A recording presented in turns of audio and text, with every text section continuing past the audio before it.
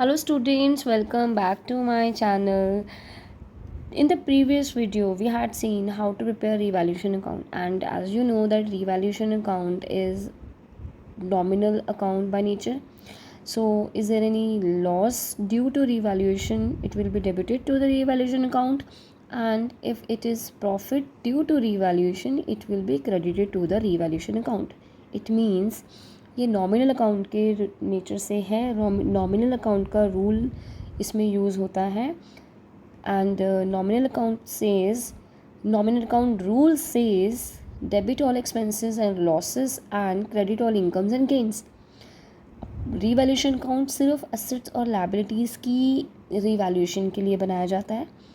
तो उसमें देखते हैं कि असेट्स इंक्रीज़ या डिक्रीज़ हो रही हैं, लायबिलिटीज़ इंक्रीज़ या डिक्रीज़ हो रही है. मीन्स रिवैल्यूएशन हुआ तो हम देखेंगे कि जो रिवाइज्ड वैल्यूज़ हैं वेदर आर दे इंक्रीजिंग और डिक्रीजिंग. अब अगर एसेट इंक्रीज़ होता है दैट हम उसको प्रॉफिट कंसिडर करते हैं अपनी फर्म के लिए. तो as you know profit due to revaluation will be credited to the revaluation account. So increased amount, जितने अमाउंट से वो इंक्रीज़ हुआ है that will be credited to the revaluation account. And if there is any decrease in assets, it is loss due to revaluation, we will debit this amount to the revaluation account. So what we have to keep in mind, हमने ध्यान ये रखना है, हमने पूरा asset का या liability का पूरा अमाउंट नहीं लिख देना. हमने उतना ही अमाउंट लिखना है जितना अमाउंट वो इंक्रीज़ हुआ है या जितना अमाउंट वो डिक्रीज़ हुआ है. ठीक है. तो ये क्वेश्चन नंबर 38 मैंने लिया है डी.के. कोयल बुक से from the chapter 3 change in profit sharing ratio among the existing partners. तो ये क्वेश्चन मैं आपके सामने ही सॉल्व कर रही हूँ. I am reading this question और and going to explain you also. So be with me till the end of the video. Now in the question there is a claim for workman compensation. First point is there is a claim for workman compensation. It is estimated 1 lakh and we have the reserves only 60,000. This 60,000, the whole amount is going to be used for this claim. Now there is a shortage of 40,000. 60,000 का reserve पड़ा है but claim जो है वो 1 लाख का है. तो 40,000 का हमें अमाउंट हमारा मतलब इन लाइबिलिटी इंक्रीज़ हुई है. ये एक तरह से लॉस है जो हम रीवैल्यूएशन अकाउंट के डेबिट साइड में लिखेंगे. मैंने ये रीवैल्यूएशन अकाउंट का फॉर्मेट बना लिया है. डेबिट और क्रेडिट है, नॉमिनल अकाउंट के नेचर से है. तो इसमें अगर लॉस हो रहा है तो हम डेबिट साइड में लिखेंगे. तो यहाँ मैं लिख देती हूँ to work provision for claim है ये वर्कमैन कंपनसेशन. राइट. कितना अमाउंट लिखूँगी 40,000 क्योंकि 60,000 तो रिज़र्व पड़े हैं. 40,000 का लॉस हो गया. 40,000 और पे करना पड़ेगा, उसके क्लेम और रखना पड़ेगा. नेक्स्ट है एक मोटरसाइकिल की वैल्यू है 30,000 वाला. That is unrecorded. या अनरिकॉर्डेड है यानी कि रिकॉर्ड नहीं किया गया. अब हम रिकॉर्ड कर रहे हैं. मोटरसाइकिल हमारे लिए एसेट होती है तो ये हमारी एसेट्स को इंक्रीज़ कर रहा है. That is profit to the firm. तो हम प्रॉफिट ड्यू टू रीवैल्यूएशन हमें पता लगा तो मोटरसाइकिल लिख देंगे, सॉरी बाय मोटरसाइकिल लिख देंगे. क्रेडिट साइड में अमाउंट आ जाएगा 30,000 का. राइट. नेक्स्ट हमारा है outstanding expenses were not payable any more. हमें बैलेंस शीट में गिवन था कि आउटस्टैंडिंग एक्सपेंसेस हैं. सी आउटस्टैंडिंग एक्सपेंसेस आर 15,000 बट अब ये हमें पे नहीं करने. अब अगर आपको कोई अमाउंट पे जो करने थे नहीं करने होंगे तो क्या हो जाएगा, हमारे लिए प्रॉफिट हो जाएगा. तो हम लिखेंगे बाय आउटस्टैंडिंग एक्सपेंसेस जो 15,000 के हमारे डिक्रीज़ हो गए हैं. That is profit due to revaluation and we will credit this amount. Value of stock be increased to 2,90,000. मतलब अब जो वैल्यू लगाई गई स्टॉक की वो 2,90,000 तक हो गई है.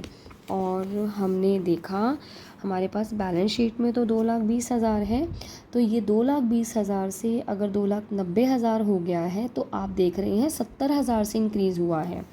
तो अगर स्टॉक इंक्रीज़ हुआ है that is profit to the firm due to revaluation.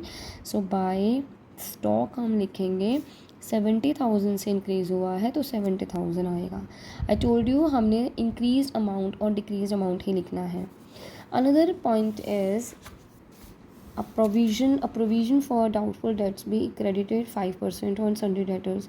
Sunday debtors हमें बैलेंस शीट में 3,20,000 गिवन है, इसका हम 5% निकालेंगे तो 16,000 है। तो अगर हम संडे डेटर्स के ऊपर प्रोविज़न क्रिएट करते हैं तो वो हमारे लिए एक तरह से हमारे डेटर्स को कम कर रहा है। It means it is loss due to revaluation. So we will keep to provision for doubtful debts. ये हमारे डेटर्स को डिक्रीज़ कर रहा है 16,000 रुपये से। नेक्स्ट है गुडविल इज़ वैल्यूड। गुडविल का रीवैल्यूएशन में कोई रोल नहीं है, और क्योंकि ये न्यू फर्म के गुडविल है जो वैल्यू की गई, जो सेक्रीफाइसिंग पार्टनर को मिलेगा इसमें से उसका शेयर, जितना पार्ट वो सेक्रीफाइस करेगा और गेनिंग पार्टनर देगा। बट यहाँ पर अभी हम सिर्फ रीवैल्यूएशन काउंट बना रहे हैं। लास्ट हमारा पॉइंट है the work of reconstitution was assign to firm's auditor. Firm का जो ऑडिटर है उसको काम दिया गया सारा, उसको 20,000 रुपये दिए गए।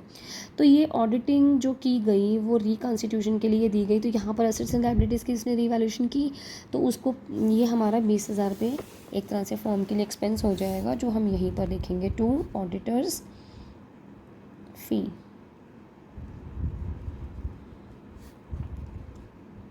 जो हमारा है 20,000। नाउ यू कैन सी, मुझे देखने से ही लग रहा है कि दिस अमाउंट इज़, ये अमाउंट ज़्यादा है, तो हम देखेंगे कितना ज़्यादा है। 1,15,000 इसका आ रहा है, यहाँ पर 1,15,000 लिख लेंगे। नाउ इट इज़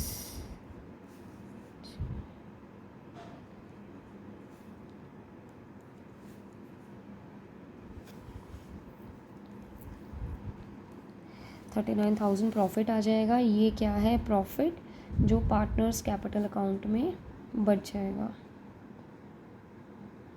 इसको थोड़ा सा नीचे बना के मुझे लिखना चाहिए था, जो PQR में बच जाएगा उनके ओल्ड रेशियो में। ठीक है, ओल्ड रेशियो उनका गिवन है 1:3:2। इसको मैं डिस्ट्रीब्यूशन बता देती हूँ कि कैसे डिस्ट्रीब्यूट करना है। वैसे आपको आता ही है बट स्टिल मैं बता देती हूँ।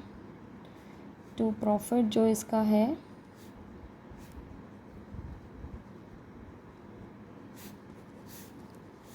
$39,000 पीस कैपिटल अकाउंट में जाएगा।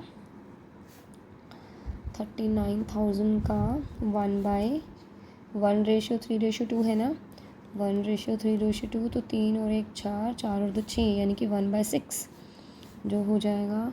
6 6 36 एंड 6 5 30। एक पी को इतना मिल गया, प्रॉफिट है तो उनके अकाउंट में क्रेडिट होगा। 39,000 का 3/6 यानी कि एक तरह से हाफ, 2 1 2, तो 9 18, और आर को, आर्स कैपिटल अकाउंट को मिल जाएगा 2/6 यानी कि 1/3, 13,000। तो ये हमने तीनों अमाउंट हमने उनके अकाउंट में क्रेडिट कर देनी है। पी के अकाउंट में 65,000, क्यू के अकाउंट में 19,500 एंड आर के अकाउंट में 13,500, जो हम यहाँ लिखते हैं, जो मैंने स्पेस नहीं छोड़ा। सो बेसिकली वैसे मैं आपको सिर्फ टॉपिक समझाना चाहती थी। तो अब हम जो एक ये तो हमने उसमें करना है, ये हमने रीवैल्यूएशन अकाउंट बनाया, तो जितना भी ये अमाउंट इंक्रीज़ या डिक्रीज़ हो रहा है वो, जैसे मोटरसाइकिल नहीं था तो अब जो न्यू बैलेंस शीट बनेगी उसमें मोटरसाइकिल हम शो करेंगे। ठीक है, अब ये जो आउटस्टैंडिंग एक्सपेंसेस है, ये आउटस्टैंडिंग एक्सपेंसेस हैं 15,000 रुपये, ये नहीं है, तो अब न्यू बैलेंस शीट में ये आउटस्टैंडिंग एक्सपेंसेस हमने नहीं दिखाने। स्टॉक जो रहेगा वो अब 2,90,000 दिखाया जाएगा। 2,20,000 है जो पहले वाली बैलेंस शीट में जो हमें क्वेश्चन में गिवन है, बट इसके रिवाइज्ड वैल्यूज़ हमने अब न्यू बैलेंस शीट में लिखनी है। तो ये हम तब करते हैं जब partners wants to show revised values of assets and liabilities. अगर वो रिवाइज्ड बैलेंस शीट नहीं बनाना चाहते हैं तो रीवैल्यूएशन अकाउंट तो बनता है, बट बैलेंस शीट में ये चेंजेस नहीं किए जाते। उस केस में क्या होता है वो मैं नेक्स्ट क्वेश्चन में आ रही हूँ आपके पास, उसमें आपको अच्छे से एक्सप्लेन करूँगी।